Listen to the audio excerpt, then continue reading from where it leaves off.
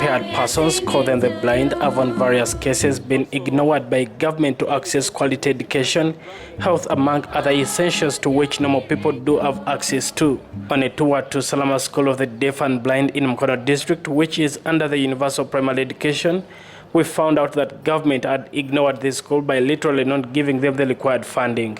The acting head teacher of the school, Francis Chinubi, they have tried to approach government on various occasions but failed to come to their rescue. Government is supposed to provide us with all other mathematical equipment and other writing and reading equipment like books, but apparently it doesn't do that. So we have lamented, we have cried to it, we have tried to approach it to come to our aid, to support us with all the writing equipment, with all the scholastic materials, but apparently they say it's not their priority. So what can we do?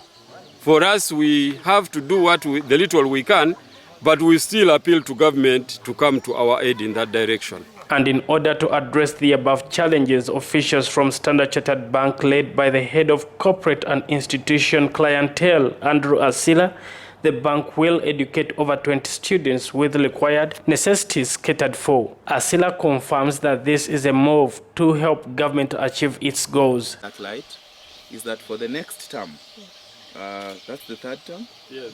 For the third term, we will be able to sponsor 20. 20 we will not be able to afford. Okay, thank you. So once we are through with the year, then again we can talk next year. Okay.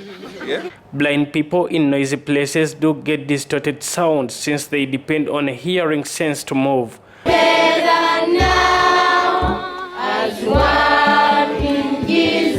But how are they trained and where to move in such places? Yeah, in a noisy place, mobility completely becomes distorted. And so when we are here, we train these children to move alone, to be independent. Mobility training becomes a bit easier. And by the time they leave this place, they can now start getting used to urban life, etc. But after getting a training in a very quiet environment like this one. These students, once in schools, do face lots of challenges that need to be addressed. Some students explain to us the causes and challenges they meet in their education journey. I feel something in my eyes if I read the squeezed letters. Yes. And if I bend too much, I feel some back pain. Those are the problems I can find. And whenever, let me say, if I study in these normal schools of the sighted ones, okay, they can put you in front and they say that you start copying the work as it is on the blackboard. You try your best, but you can't see those letters on the blackboard well. They say that you are pretending. That's all the problem also we find.